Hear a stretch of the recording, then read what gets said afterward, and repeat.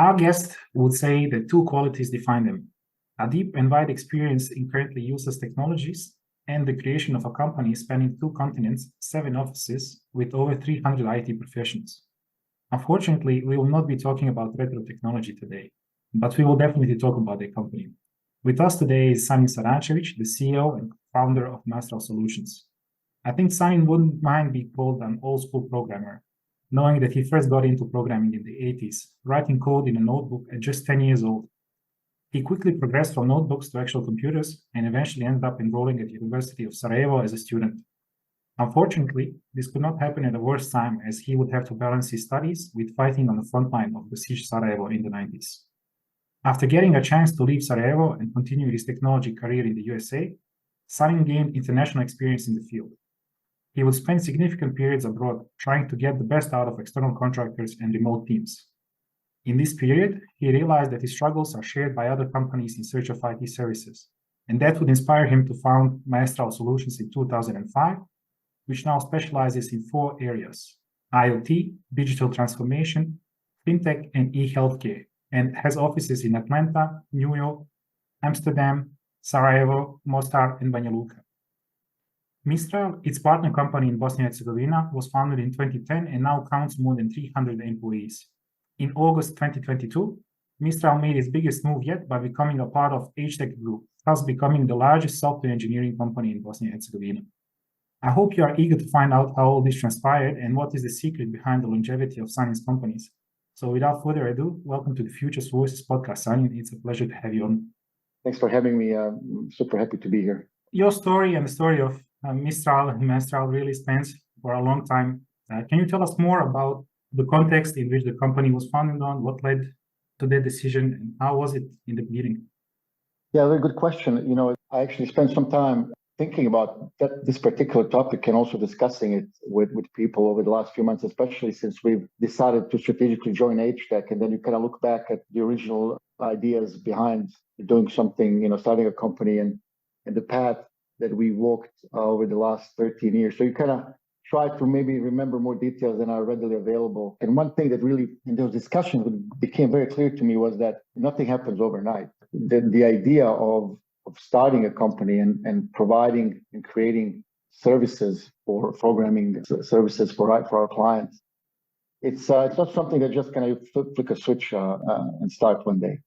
Basically, the idea germinated in my mind for a long time. And I think once you kind of set your mind on something you really feel you have to do, and this was really the feeling I had as far as, I need to try doing this, working with other companies who actually most of them have done a great job, but I felt it required a lot of hard work, particularly on my side, so to speak, meaning the client side. And so I was always thinking that things could be done slightly differently if we were organized in a different way. Once you kind of get this strong idea that you want to do something on your own, then it takes some time until the pieces fall into place. And I think what really is the most critical point there is to keep looking for an opening. And I kind of use football analogy and saying, if you're trying to score and you have to keep putting yourself in the right position, and then, you'll miss a few balls, but eventually a ball will come to right where you are. And you have to recognize that's your chance to make that extra step and be faster than the other guy. So it feels like that. The company started in 2005, but really nothing really happened. Nothing really happened with it for the next 5 years, so to speak. There was some minor efforts to get it going until an opportunity was presented. And because I was looking for that kind of opportunity, I was ready to change a simple question and an offer for collaboration, transform it into collaboration in the format that would allow me to start building the company in Bosnia. Same thing happened 4 or 5 years ago when Mercedes and I started discussing what's next. I know I set my mind that we're going to be growing the company, getting to the point where we're super strong and super big, and then we're going to get to points where we want to jump a couple of steps ahead and become part of something bigger. Even that whole process took, if you will, 5 years from the basic original idea to many twists and turns, some dead ends, some unexpected situation until things click and present themselves, and then you're ready to take that opportunity. I think that's really was the most striking thing to me as I started kind of dissecting the history over the last few months as we were doing some analysis of how we got to where we are at this point. And many questions pop to my mind, but right now you're probably sitting and thinking about what's coming next. yeah, the big acquisition has happened. You guys have grown and became a part of something even greater. But what are you looking at right now and thinking of would be the next step? Is it exploring now new industries, new technology, or is it again something more on the growth of the business and the size of the business? Good question. So it'll be very quite interesting and maybe challenging to answer, because right now a strategy that we have is our strategic direction that we had as an independent company now, of course, has to be synchronized into strategic direction of the overall group. And that's, of course, desired and reasonable, and we want to do that. So for us, we're very deep in tactical points right now, creating and merging these two platforms for delivery, right? HTEC Group is one and Mistral is another.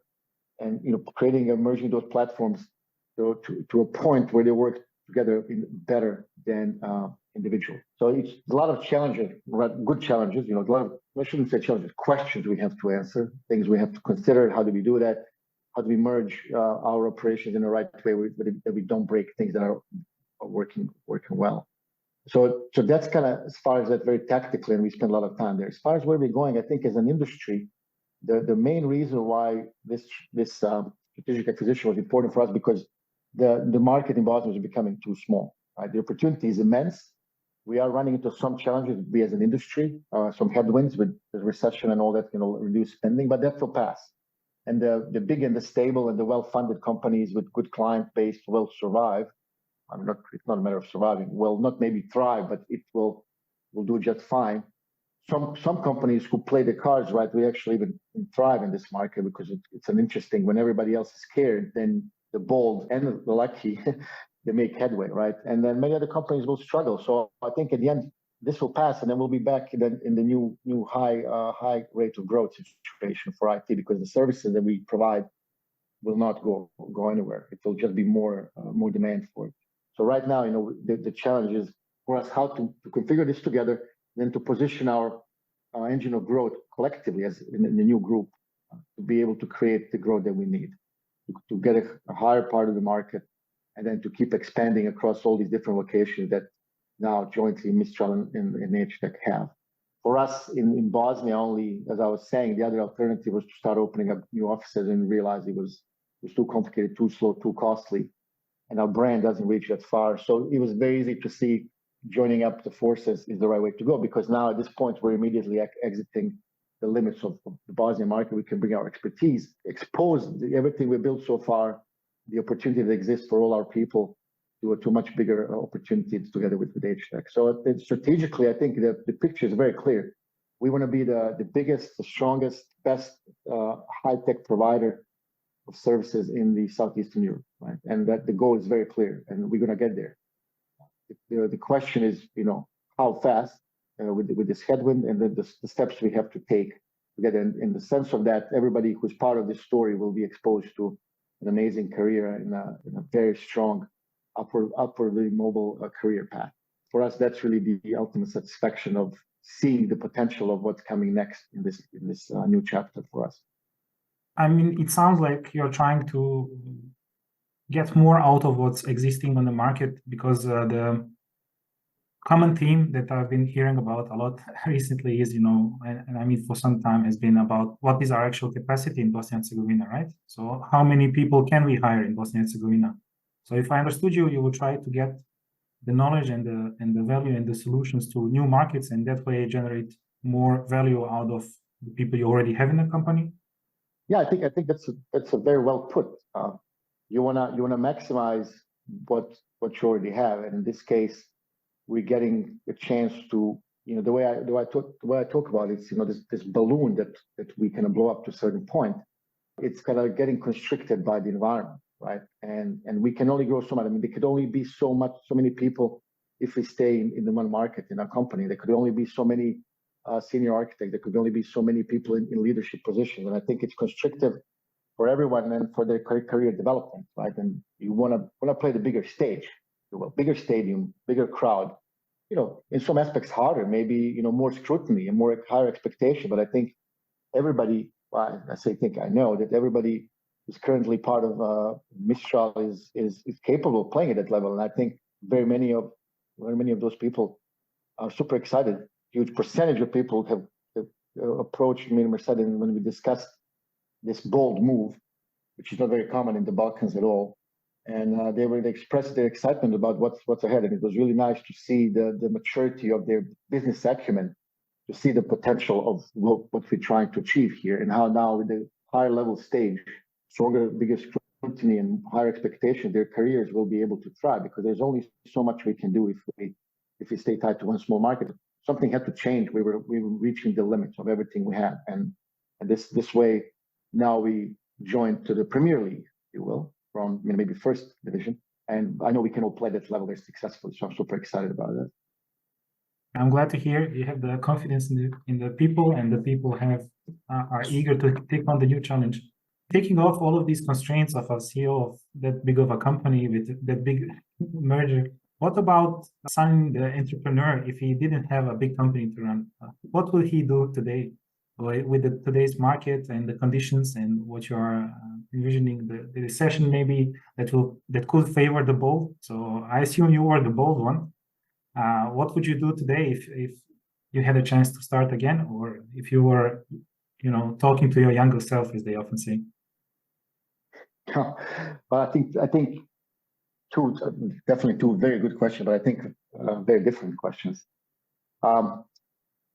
Maybe I try to answer the second question first. What would I tell to my younger self? And I'm definitely going to wing this, because I haven't really had a chance to formulate this, but I would be much more focused on professionalizing our business operations much sooner, much quicker, because I'm a techie. So for me, I kind of sleepwalk into being a CEO, right? I wanted to build products, technology products, and deliver software and all that, and building a company. And although I didn't have a degree in business, like, it was not something I kind of really cared much or even knew. Maybe I don't even know it now. Who knows? But I would tell myself, you need to get serious about some of the other roles that are necessary to run a business properly, stand it up on a slightly different planning approaches, and some of the things that are not necessarily tied to writing software, which we did great. We've been doing great from day one.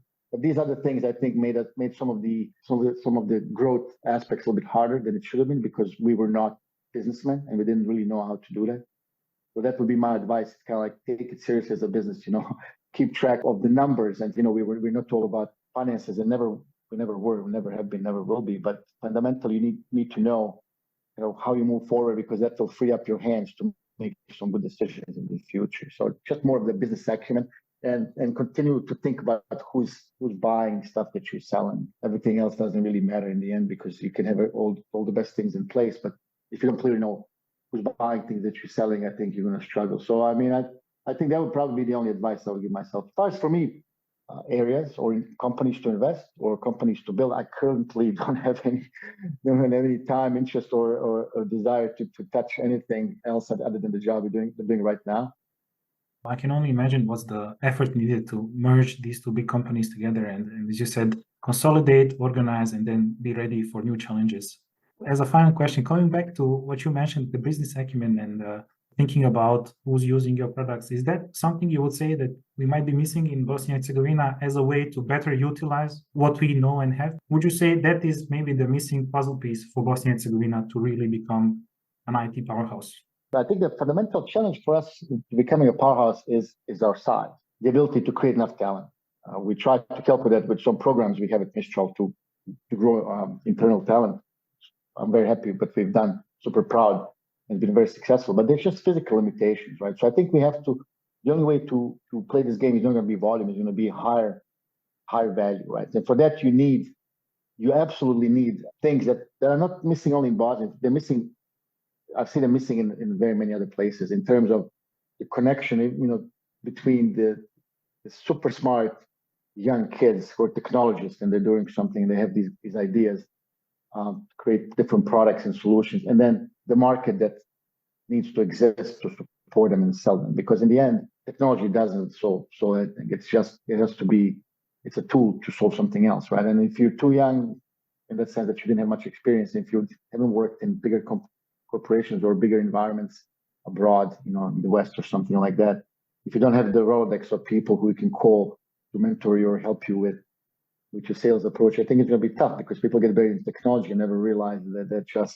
just a tool, and some of it's even getting commoditized. So where I see success is either people building companies that are super targeting a very particular problem, and or those usually driven by some older gray heads who unfortunately maybe don't know anything about technology, but they understand the market and who to call to buy it. So, when I talk to startups, and I have done it, I would say, to a significant degree, and will continue doing so. My biggest question always was like, okay, who's buying it? Can you get some contracts signed before you build the software? Which true problem is it solving that someone's willing to pay for? And I think it's a hard question to answer. So people will maybe ignore it and, let's just build the software and they will come. And well, that's really, it's built like basically the probability of that is lower than playing blackjack or something like that, gambling at best. That's not a problem of Bosnia. It's a problem of just general ecosystem, but there's really no clear connection. You cannot manifest out of nothing this experience necessary to understand how to sell something in the market. So I think what's really encouraging in Bosnia is what Eddie and the wider group around BHFF and some other organizations, Zoka and Mosaic, creating is bringing this expertise of us older people, right, gray hairs, back into the ecosystem, especially from the diaspora, so we can try to create that bridge between the ideas that exist and the energy and creativity, and give it some market awareness and market fit. And I think there's many different programs happening behind the scene that are aimed at that. And I think that's very encouraging. And obviously, I'm hoping that through raising the awareness, there will be a group of people in the Balkans and obviously in Bosnia right now, who will, through the properly leveraging and creating value in their current enterprises, they will be able to take the value that was created and then bring back and invest into creating another generation of entrepreneurs and success story. We internally we call it like, the Balkan PayPal mafia, right? A bunch of people who were successful and they still have energy and ability to spend time on then seeding the next generation of success, which will be much bigger than what we've done. Really enjoyed talking to you today, Sanin, and I hope that this whole knowledge transfer works out and we get a lot of budding new either ideas or companies coming out. I want to congratulate you one more on the successful acquisition and wish you all the best in your reconsolidation, and hopefully that's just a sign of things to come and you're going to have a Premier League side here. Thank you so much. You've been a great host. Wonderful, insightful questions. Hopefully I was able to answer them to your listeners. And, I'm super hopeful about things that are happening these days. Hopefully we catch up in 5 years from now, then we can see what things were accomplished and all that. And that's fun. Looking forward to that. Thank you very much for having me.